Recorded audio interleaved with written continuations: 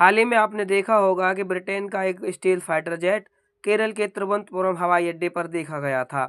उसमें कुछ तकनीकी खराबी आने के बाद भारतीय वायुसेना ने लैंडिंग की अनुमति दे दी थी। इसके बाद से स्टील फाइटर जेट की तकनीक को लेकर सवाल खड़े होने लगे थे। ये विमान अमेरिका की कंपनी लॉकहीड मार्टिन बनाती है और इसके कई देश इस्तेमाल करते हैं। अमेरिका ने भारत को भी इसकी पेशकश की थी, लेकिन भारत अपने स्टील फाइटर जेट एम का पर काम कर रहा है। F-35 विमान को दुनिया के सबसे शक्तिशाली और स्टील क्षमता वाले जंगी विमानों में से एक माना जाता है, जिसे किसी भी रडार द्वारा पकड़ पाना लगभग नामुमकिन बताया जाता है। लेकिन भारतीय वायुसेना ने कमाल कर दिखाया। उन्होंने अपने देसी integrated air command control system IACCS से इसे सुपरफास्ट यानी F-35 जेट को चंद सेकंड में ही ट्रैक कर लिया, जिससे अमेरिका के दावों की पोल खुल गई और उसे शर्मसार होना पड़ा। F-35 जेट अपनी स्टील क्षमता के लिए भी जाना जाता है और आसानी से पकड़ा नहीं जाता, लेकिन भारतीय वायुसेना के integrated air command and control system ने इसे चंद सेकंड में ही ढूंढ निकाला। IACCS एक ऐसा शक्तिशाली नेटवर्क है जिसमें कई सेंसर, रडार और कंट्रोल सेंसर शामिल हैं, जो हवाई क्षेत्र की निगरानी करने के लिए ही बनाए गए हैं। अमेरिका नाटो देशों को F-35 जैसे 5वीं पीढ़ी के फाइटर जेट यह कहकर बेचता है कि उन्हें दुनिया का यह रडार कोई पकड़ नहीं सकता, लेकिन भारत के IACCS द्वारा इस जेट को पकड़ने से अमेरिका के इन दावों की पोल खुल गई है।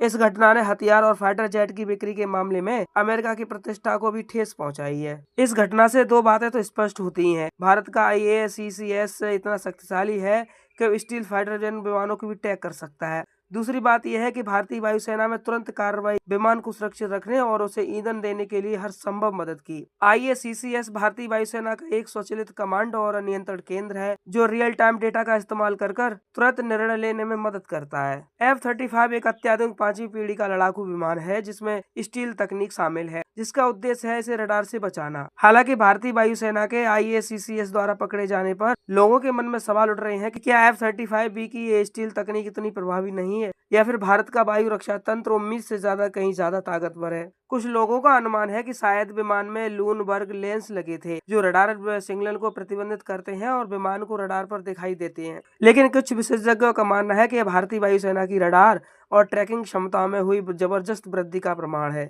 भारत भी अपनी वायु रक्षा प्रणाली को लगातार मजबूत कर रहा है, क्योंकि उसे चीन और पाकिस्तान दोनों से एक साथ सामना करना पड़ रहा है। रक्षा अनुसंधान और विकास संगठन यानी DRD और भारत इलेक्ट्रॉनिक लिमिटेड यानी BEL मिलकर प्रोजेक्ट कुश पर काम कर रहे हैं। यह एक लंबी दूरी की सतह से हवा में मार करने वाली मिसाइल यानी SAM प्रणाली है, जिसे रूसी S-400 जैसे आधुनिक सिस्टम को टक्कर देने के लिए ही डिजाइन किया जा रहा है। प्रोजेक्ट कुश का लक्ष्य कई सेंसर और कंट्रोल सिस्टम को एक साथ जोड़कर एक बहुस्तरीय वायु रक्षा नेटवर्क बनाना है। इसमें उन्नत इंटरसेप्ट मिसाइलें, लंबी दूरी की रडार और AI संचालित प्रणालियां भी शामिल है। यह परियोजना साल 2028 से लेकर 29 तक चालू होने की उम्मीद भी जताई जा रही है और हवाई हमलों से प्रभावी ढंग से निपटने के लिए भारत की रक्षा प्रौद्योगिकी में आत्मनिर्भरता की दिशा में एक महत्वपूर्ण कदम भी है।